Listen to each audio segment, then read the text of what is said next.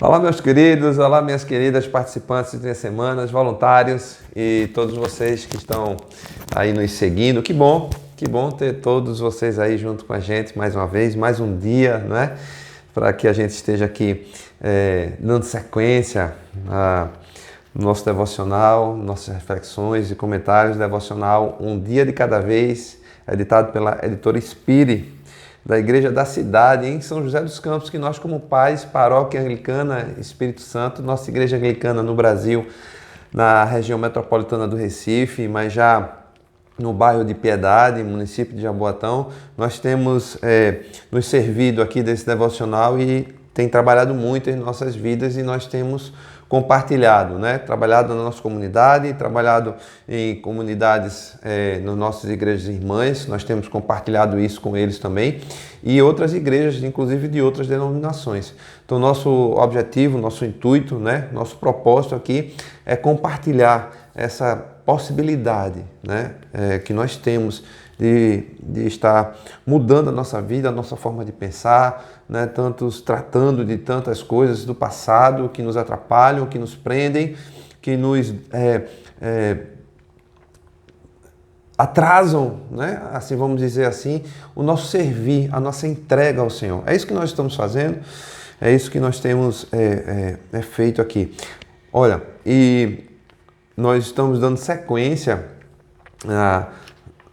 já bem perto do fim, né? Temos repetido isso. Essa semana é a semana 28, já celebrando a vida, né? E semana passada a gente tem comentado isso daqui, falamos de graça e por isso nós temos esse cenário branco aqui, remetendo e lembrando a você, né? Lembrando a você que nós fomos lavados pela graça, nós recebemos a graça, nós somos lavados pelo sangue de Jesus e nós temos essa oportunidade de estar recomeçando. E nesse ponto do nosso programa, né, nós estamos ressaltando isso, né? Esse é um momento de um novo começo nas nossas vidas, um novo início, né? Que assim seja considerado e assim nós estejamos entendendo e realmente praticando. Então vamos ao nosso dia de hoje, o nosso dia 5, vamos ao nosso tema de hoje, na mesa do rei. Na mesa do rei. Você já pensou estar sentado à mesa do rei?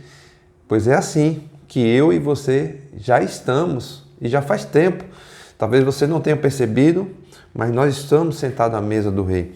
Preste atenção a essa passagem aqui no segundo livro de Samuel, capítulo 9, verso 7, que diz assim: Não tenha medo, disse-lhe Davi, pois é certo que eu tratarei com bondade por causa da minha amizade com Jonatas, seu pai.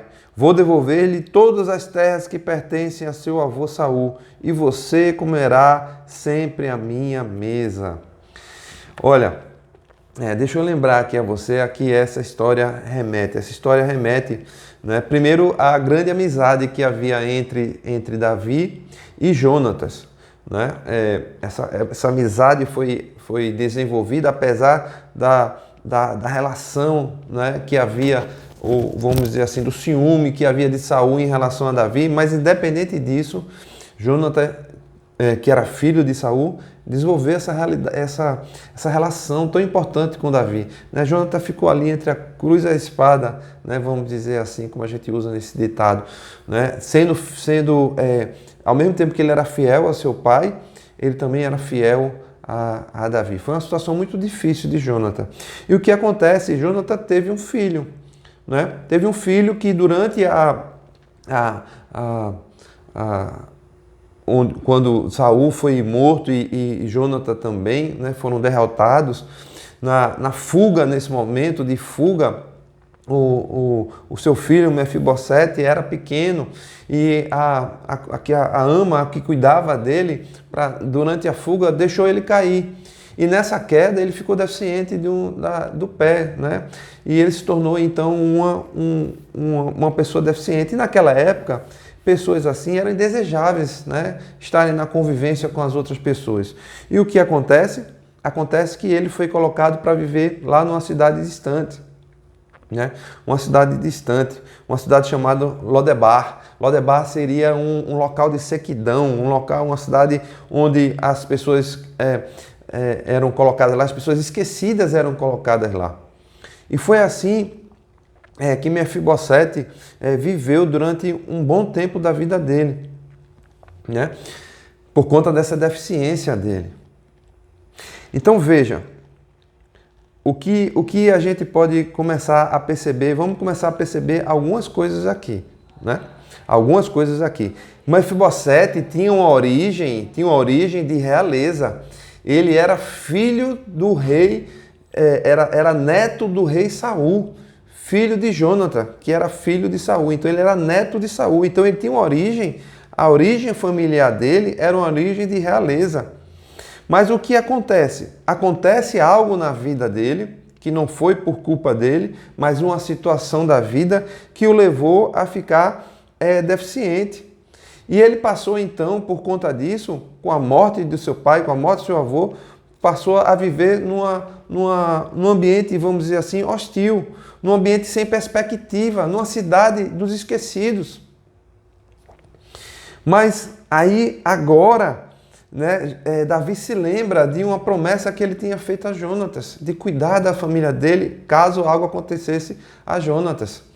E aí agora Davi manda, então, resgata essa memória e manda trazer agora, procura saber se existe alguém da descendência de Jonatas.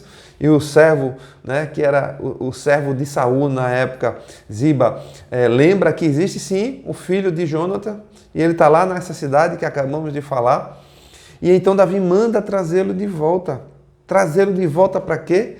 Para tornar a convivência na mesa do rei, na realeza, fazer parte novamente da realeza. E eu acho interessante, veja, aqui eu percebi e me lembrei da história do filho pródigo, né, que relata duas situações de exclusões, vamos falar assim. Uma por decisão do filho pródigo, e essa história do filho pródigo, lembra, você está lá em Lucas 15, do verso 11 em diante, capítulo 15, Lucas 15, capítulo 15, do verso 11 em diante. Né? Essa história do filho pródigo foi exclusão por decisão própria. Foi uma decisão do próprio filho pródigo que resolveu pedir tudo, as contas, vamos dizer assim, olha, quero tudo que é meu, vamos embora. E quando estava lá e gastou tudo no mundo, lembrou-se do pai e retornou. Aqui, Mefibosete não fez essa escolha, mas as situações da vida o levaram a viver, né, numa mesma, vamos dizer assim, fazendo aqui uma comparação, numa mesma situação de penúria que o filho pródigo levou. Então você percebe que por decisões suas ou por uma situação que acontece, algo pode lhe acontecer e você pode viver situações assim difíceis, de exclusão, né? Porém, veja, a atitude aqui de Mefibosete, assim como do filho pródigo, no verso 6, você vai encontrar que quando Mefibosete é abordado, ele se prostra diante de Davi, né? Se prostra diante de Davi e responde assim: sim, sou teu servo. Olha a humildade, ele não foi orgulhoso, não foi vaidoso. Davi, agora que você lembrou de mim, né, ele podia ter dito isso. Assim como o filho pródigo podia dizer: não vou voltar não, porque eu não vou me humilhar diante do meu pai. Eu não vou voltar.